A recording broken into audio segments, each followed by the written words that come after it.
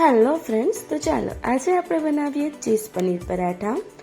તો એના માટે મેં અહીંયા 3 કપ ઘઉંનો લોટ છે તે લઈ લીધો છે. રેગ્યુલર જે આપણે રોટલી અને પરાઠામાં લઈએ છીએ તે જ.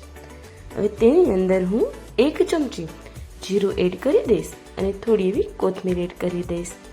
અને ત્યાર પછી ચટપટા બનાવવા માટે ઓરેગાનો અને ચીલી ફ્લેક્સ છે તે એડ કરી દઉં છું અને અડધી ચમચી મરી પાવડર એડ કરી દઉં છું અને સ્વાદ અનુસાર મીઠું એડ કરી દઈશ. હવે વધારે સોફ્ટ બને એટલા માટે મેં અહીંયા મેલ્ટેડ બટર લઈ લીધું છે 2 મોટી ચમચી અને 3 ચમચી હું તેની અંદર ઓઇલ એડ કરી દઉં છું અને વ્યવસ્થિત રીતે મુઠ્ઠી વળી જાય ત્યાં સુધી આપણે તેને વ્યવસ્થિત મિક્સ કરી દઈશું અને ત્યાર પછી જરૂર પ્રમાણે પાણી એડ કરતા જશું અને આપણો લોટ છે તે તૈયાર કરી લેશું બાંધીને. તો આ રીતે રોટલીના લોટથી થોડો એવો કઠણ બાંધીને આપણે આ લોટને 15 મિનિટ માટે રેસ્ટ માટે રાખી દઈશું. એટલી વારમાં આપણે સ્ટફિંગ રેડી કરી દઈએ. અહીંયા અડધા બાઉલ મેં કેપ્સિકમ છે તે એડ કરેલા છે. તમે તમારી મનપસંદના કોઈ પણ વેજીટેબલ્સ છે તે તમે એડ કરી શકો છો. ત્યાર પછી અડધા બાઉલ હું આની અંદર ડુંગળી એડ કરી દઈશ અને થોડા એવા ટમેટા છે તે એડ કરી દઉં છું. ત્યાર પછી 2 થી 3 ચમચી બાફેલી મકાઈ લીધેલી છે અને અડધો કપ મોઝરેલા ચીઝ અને 100 ગ્રામ પનીર એડ કરું છું અને ફરી એક વખત હું 3 ક્યુબ ચીઝ એડ કરી દઉં છું અને ત્યાર પછી 2 બટેટા છે તેને મેં વ્યવસ્થિત રીતે બાફી લીધા હતા અને તે આની અંદર એડ કરી દઉં છું અને થોડી એવી કોથમીર એડ કરીને ચીલી ફ્લેક્સ અને ઓરેગાનો સ્વાદ અનુસાર એડ કરી આપણે તેને મિક્સ કરી લઈશું. તો ખૂબ જ ઇઝીથી આપણું સ્ટફિંગ છે તે રેડી થઈ ગયું છે.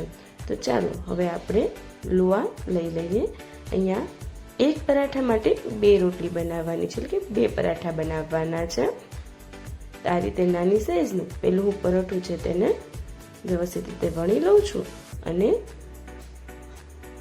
તેના ઉપર આપણું જે સ્ટફિંગ છે તે 2 ચમચી જેટલું એડ કરીને તેને હું સ્પ્રેડ કરી દઈશ અને એની ઉપરથી આપણું બીજું પરાઠું છે તેને મૂકીને બંને સાઈડથી વ્યવસ્થિત પ્રેસ કરી લઈશ અને ત્યાર પછી આપણે તેને બટર, ઘી અથવા તો ઓઇલ વડે શેકી લેવાનું છે.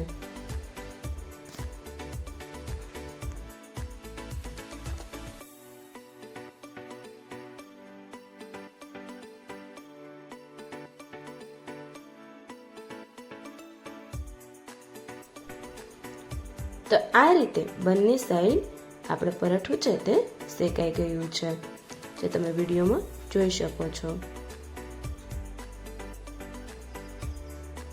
આ રીતે પરાઠા બનાવવામાં વાર પણ નથી લાગતી અને ટેસ્ટી અને હેલ્ધી ઇન્સ્ટન્ટ આપણને પરાઠા બનીને રેડી થઈ જાય છે. તો હવે આ પરાઠાને આપણે સર્વિંગ પ્લેટની અંદર નીકાળી લઈશું.